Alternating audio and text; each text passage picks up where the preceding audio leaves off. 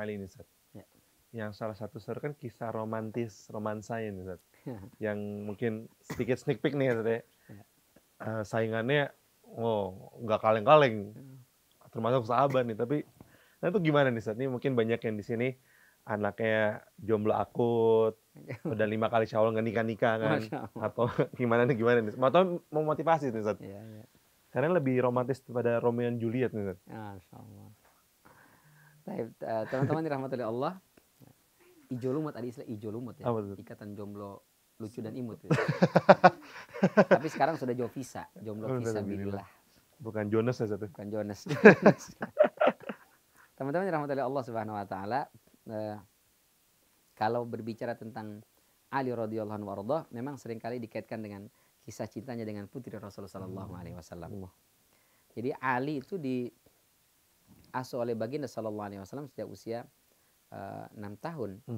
Ya, 6 tahun. Itu selisih dengan Sayyidah Fatimah Az-Zahra itu mungkin sekitar 2 atau 3 tahun saja usianya. Lebih tua Ali. Lebih tua Ali. Ali lebih tua 2 atau 3 tahun. Ya, di rumah Rasulullah SAW ada putri-putri beliau, ada Zainab, kemudian ada Ruqayyah, ada Ummu Kulthum, dan juga ada Fatimah Az-Zahra. Ya. Tapi Rasulullah SAW mengajarkan kepada kita, meskipun ini anak-anak, tetap memisahkan mereka fil madaji. Untuk tempat tidur nggak boleh bersamaan. Anak kecil itu laki perempuan tetap dipisah. Jadi meskipun tinggal satu rumah, tapi tidak tidur di satu kamar, karena rumah Rasulullah dengan Ibunda Khadijah kan besar ya, termasuk konglomerat lah ya, termasuk sultan lah di Mekah ketika itu Ibunda Khadijah. Maka ya punya cukup kamar, banyak kamar, sehingga Ali tidak tinggal dengan mereka. Tapi ya dalam keseharian ya pasti namanya satu rumah kan, sering ketemu, kenal. Cuman ya saudara gitu, maksudnya ya anak, apalagi masih anak-anak, ya sebatas itulah ya. Dan nggak ada rasa juga. Nggak ada rasa juga ya. Ya cuma tahu nih Ali. Cuman lama-lama kan tumbuh besar Ali dengan kegagahannya, kecerdasannya, kemudian santunnya Ali, masya Allah ya.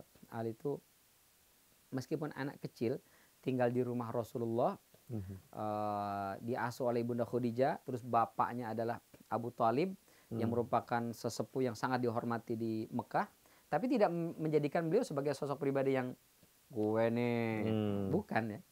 Beliau tetap tawadu sekali, beliau tetap rendah hati sekali, dan sofannya itu yang masya Allah. Jadi akhlaknya itu tinggi sekali. Dan mohon maaf ya, biasanya perempuan itu suka sekali dengan akhlak baik itu. Ya. Akhlak itu udah memukau dan memikat ya. Meskipun kadang-kadang ngelihat akhlak dari tutur kata aja biasanya gitu. Ini orang ngomongnya masya Allah, padahal akhlaknya belum tentu kita di belakang itu. Tapi minimal tampilan dari depan itu yang terlihat, itu yang membuat memukau. Maka ada sebagian riwayat mengatakan sebenarnya Fatimah Az-Zahra juga memiliki rasa itu ya. Tapi beliau sembunyikan, sampai jangankan Ali, jangankan Rasulullah ayahnya, bahkan katanya ada yang sampai mengatakan setan pun nggak tahu kalau di hatinya ada perasaan terhadap Ali. Itu benar-benar mengubur jauh di dalam lubuk hati terdalam beliau ya. Karena memang masyarakat Arab ya dulu itu memang perempuan itu tidak seperti kita di masyarakat Indonesia ya. Perempuan tuh aktif main kemana, terus aktivitas di luar gitu. Di Arab dulu ya perempuan sangat terbatas langkahnya, sehingga mereka ketemu laki-laki itu juga tidak sebanyak kita di sini gitu. Sehingga setiap hari yang sering dilihat oleh Sayyidatul Fatimah Az-Zahra ya adalah Ali, Ali bin Abi Thalib. Nah Ali yang menganggap dia sebagai saudari sepupuan juga. Di bawah sepupu dengan keponakan lah ya, mungkin jatuh seperti keponakan lah gitu ya. Tapi keponakan dari sepupu. Ya sebatas itulah Ali radhiyallahu juga. Sampai kata beliau, saya mulai tertarik dengan Fatimah lebih dari itu adalah melihat keberanian Fatimah Az-Zahra. Jadi Fatimah ini meskipun bontot, paling kecil dari Zainab itu paling besar kan, Zainab, kemudian Ruqayyah, Ummu Kulthum, Fatimah Az-Zahra paling kecil, tapi beliau sangat berani sekali, paling berani itu. Jadi kalau ada orang jahat sama ayahnya itu, dia lantang berani gitu, meskipun perempuan nggak takut. Nah, ada satu peristiwa di mana ketika itu Rasulullah SAW masuk ke Ka'bah, kemudian di dekat Ka'bah itu ada namanya Darun Nadwah, itu tempat para dedengkot kafir Quraisy. para pembesar bangsawan kafir Quraisy biasa nongki-nongki di situ. Ya, biasalah sama teman-temannya, kolega-kolega besti-bestinya di situlah. Terus kata Abu Jahal, kalian ini berani sama Muhammad itu kalau dari jauh doang. Ngata-ngatain gila, ngatain sihir, dukun segala macam. Tapi kalau dia ada di depan, kalian semua pada kicep, penakut, pengecut katanya. Siapa di antara kalian yang berani? Nih Muhammad nih bentar lagi sholat di depan Ka'bah. Dan dia kalau sholat itu lama sujudnya. Ada nggak di antara kalian yang berani ngambil kotoran unta, timpa di atas kepala Muhammad pas lagi sujud? Berdirilah seorang pemuda bernama Uqbah bin Abi Mu'aid. Kata Uqbah, saya berani, saya bisa. Benar, benar. Akhirnya Rasul pas sholat, Rasul kalau sholat sujudnya emang lama, kalau sujud lama itu. Dia udah nyiapin nih, pakai kayak serokan gitu, kotoran unta diambil sama dia, kotoran unta yang basah. Setelah itu begitu Rasul sedang sujud, ditimpa, dituangkan itu kotoran unta yang masih basah di atas kepala baginda sallallahu alaihi wasallam. Masya Allah ya. Nggak kebayang ya, kita lagi sujud, ada orang nimpa dengan kotoran, ditaruh tanah pasir aja, emosi luar biasa, kesel kita kan. Ini nggak kotoran unta. Unta itu kan gede ya, besar, kayak 11-12 sama sapi lah. Kalau di kita sapi yang banyak. Sapi, kerbau itu kotorannya gede, besar gitu. Itu aja luar biasa ya. Unta berarti di 11-12. Dikasih, mohon maaf, kotoran ayam aja marah kita.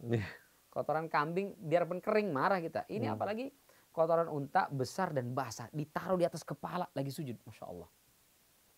Itu ada sahabat yang melihat. Namanya Abdullah bin Mas'ud radhiyallahu anhu. Beliau lihat itu semua orang tertawa terpingkal-pingkal. Senang luar biasa. Rasain dan seterusnya. Maka kemudian beliau lari pulang ke rumah Rasulullah. Teriak lagi, tolong Rasulullah, tolong ayah kalian. Kenapa? Di situ ada Fatimah Az-Zahra dan juga Ali. Ada apa? Ayahmu sampai susah ngomong lah. Ayahmu itu diperlakukan tidak baik oleh orang-orang Quraisy itu dan seterusnya lah. Maka Fatimah membawa handuk dan seember air. Lari cepat-cepat dia. Dilihat ayahnya ternyata berlumuran dengan kotoran unta di sini. Menangis. Sayyidah Fatimah Az-Zahra dibersihkan Rasulullah, dibersihkan semua. Lalu kemudian Rasulullah menyelesaikan sholatnya. Ini dulu masih belum ada turun tentang ayat wudhu, belum ada. Ya, ayat wudhu setelah di Madinah. Sehingga masih belum ada larangan kena najis batal, belum ada. Jadi bab toharoh belum ada bab toharoh. Jadi meskipun ini masih lanjutkan sholat Rasulullah. Jadi Rasul menunggu saja posisi sujud sampai dibersihkan oleh Fatimah Zahra. Itu Rasul menyelesaikan sholat, Fatimah ini langsung lari ke hadapan orang-orang kafir Quraisy itu. Dimaki-maki lah semua. Ya, mohon maaf perempuan kan, meskipun anak Nabi, ya kalau udah kesel emosi, apalagi melihat ayah yang diperlakukan seperti itu, pasti keluar lah semua. Kan katanya perempuan sehari bisa mengeluarkan 20.000 kata-kata. Itu semuanya keluar, 60.000 kayaknya semua itu keluar. Segala macam. Di situ Ali mulai terkagum-kagum. Masya Allah, ini anak ini ternyata dahsyat ini gitu. Berani itu pembesar-pembesar Quraisy loh. Orang-orang kaya, orang-orang yang sekali nyuruh semua orang langsung bergerak satu pasukan gitu. Nggak takut Fatimah itu, padahal dia sendiri perempuan ibaratnya. Yang di masyarakat Arab ketika itu perempuan itu nggak ada yang berani mencak-mencak laki-laki. Apalagi mohon maaf karakter perempuan Mekah sama Madinah beda Mas Tarik. Kata sebagian ulama, perempuan Mekah itu tipikalnya itu pendiam, penurut, nggak pernah mendebat suami, nggak pernah. Beda sama perempuan Madinah. Kalau perempuan Madinah tipikalnya lebih berani, lebih agresif. Nah, kira-kira teman-teman di rumah ya, tipikal perempuan Mekah ke Madinah bisa ngaca sendirilah ya. Atau Taif. Maka Ali melihat nggak ada, maksudnya jarang sekali perempuan di Mekah itu yang frontal berani gitu di hadapan laki-laki, apalagi ini laki-laki dewasa, kaum bangsawan, para pejabat, dimaki-maki, dimencak-mencak itu. Wah ini berkesan sekali gitu. Disitulah benih cinta pertama muncul. Kagum lah. Masya Allah. Agak beda sate kagumnya. Beda nih kagum. Yang selama ini di rumah itu ternyata pendiam, diam aja. Kalau udah ayahnya diperlakukan tidak benar, ada kebatilan terjadi, lantang menyuarakan kebenaran ternyata. Masya Allah. Maka kemudian disitulah muncul benih-benih cinta yang ya lama-lama mulai ada ketertarikan berbeda dari yang sebelumnya gitu. Jadi kalau sebelumnya lihat ini ya sebatas adik sepupu saya atau adik ponakan saya, ya nggak ada rasa apa segala macam meskipun tinggal satu rumah. Tapi setelah kejadian itu yang membuat muncullah ya rasa kagum.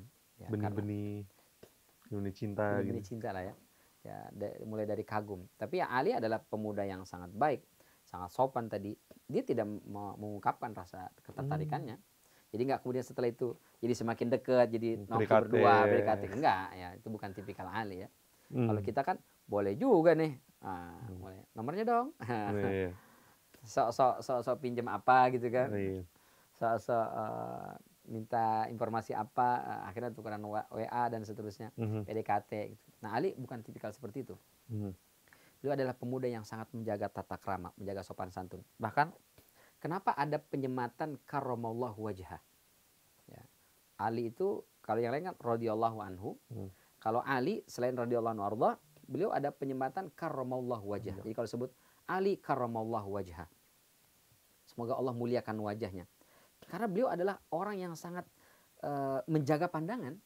Ya, meskipun tinggal satu rumah dengan Fatimah Az-Zahra, dengan saudara-saudari perempuannya tadi, beliau sangat menjaga pandangan. Bahkan ada riwayat mengatakan Ali itu, mohon maaf ya, beliau tidak pernah melihat kemaluannya sendiri. Gak pernah. Jadi kalau pipis itu gak pernah lihat. Saking menjaga pandangan itu, tidak mau melihat sesuatu yang tidak pantas. Atau yang menurut dalam kacamata beliau bukan tidak pantas ya, apa ya? Ya kemaluan kan sebenarnya pantas-pantas aja. Cuman itu kan kemaluan sebenarnya kan malu. Dari kata kemaluan itu kan malu kita mestinya. Nah itu beliau tunjukkan betul-betul. Saya malu melihatnya.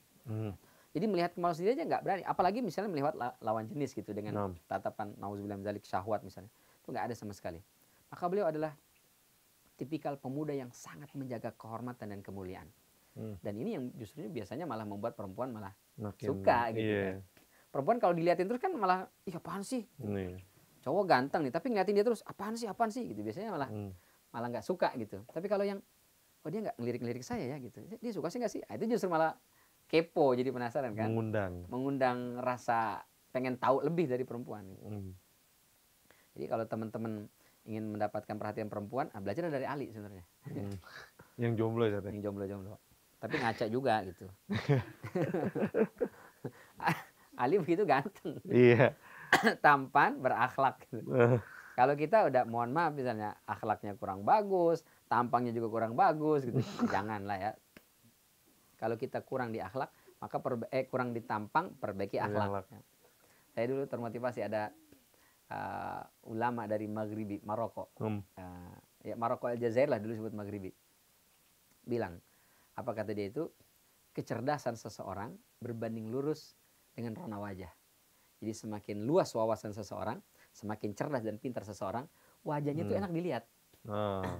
Jadi kita mungkin juga suka pernah lihat ada orang Masarik misalnya, dia mukanya biasa aja gitu. Tapi karena pintar, cerdas, akhirnya kita betah. Kita lihat jadi kayak ada pesona gitu. Nah, mungkin ada beberapa ustadz yang mungkin mohon maaf ya, secara fisik ya kurang. Ya mungkin 11-12 sama saya lah gitu ya. Kurang menarik. Maka yang memotivasi saya ya banyak baca gitu. Meskipun belum seberapa banyak, karena kalau kita punya pengetahuan, meskipun nggak banyak, orang tuh senang lihatnya gitu. Maka teman-teman belajarlah dari Ali. Ali itu adalah orang yang cerdas, banyak wawasannya, luas pengetahuannya. Nanti segmen berikutnya kita akan cerita ya. Ali itu sahabat yang sangat, Masya Allah ya, memiliki pengetahuan. Karena dididik langsung di rumah Rasulullah. Dididik nyantri langsung di rumah Nabi, coba. Langsung sumber nih. Oh, sumbernya langsung. Kita nyantri di rumah Kiai aja, Masya Allah ya. Di rumah Nabi. Sumber turunnya wahyu di situ, Al-Quran di situ. Nabi yang mengeluarkan hadis, dia belajar di situ. Wawasannya udah pasti dong. Alim luar biasa gitu. Nah, maka teman-teman kita belajar dari Ali. Ya. Kita belajar dari Ali. Mungkin kalau teman-teman atau saya atau kita semua gitu, mungkin secara fisik kurang menawan, kurang menarik, lalu merasa saya kenapa sampai sekarang jomblo? Ya karena mungkin nggak ada yang menarik dari saya. Nah kalau udah sadar nggak ada yang menarik udah bagus itu. Berarti dia harus cari sesuatu yang bisa menarik. Apa yang bisa menarik? Akhlak. Akhlak. Pokoknya tidak ada yang bisa mengalahkan akhlak. Kekayaan akan luntur gugur dengan akhlak itu. Kecantikan, ketampanan habis dengan akhlak itu. Akhlak. Ada orang kaya raya tapi akhlaknya bejat, orang nggak mau. Nanti kamu akan diberikan pulau, diberikan pesawat jet, tapi akhlaknya buruk. Oh enggak, saya nggak mau. Ini orang ganteng sekali, tapi mohon maaf playboy, akhlaknya buruk, kata-katanya kotor. Oh saya nggak mau. Ya. Tapi kalau mungkin ada yang biasa aja gitu, tapi akhlaknya menawan, wah itu yang bagus. Akhlak itu akan menjaga dan menyelamatkan. Nah, dan itu yang akan kita banggakan, ya kan? Karena kalau sudah akhlaknya baik, kebaikan akan pasti datang itu. itu akan pasti datang. Maka untuk belajar kisah cinta ini, jadilah pribadi Ali yang sangat menawan. Saat ini mungkin di rumah juga pengen tahu nih, kan kita ada di penghujung. Oh, udah habis nih ya? Udah habis. Masya Allah, Masya Allah. Next, apa kita masih bahas kisah cintanya Ali yang mungkin lebih sweet daripada sinetron? Atau apa nih saat nextnya? Nextnya kita masih berbicara tentang kisah cinta dan romantisnya Ali sampai akhirnya bagaimana bisa menikahi Sayyidatul Fatimah Az-Zahra. Nah, maka jangan kemana-mana, ikuti terus.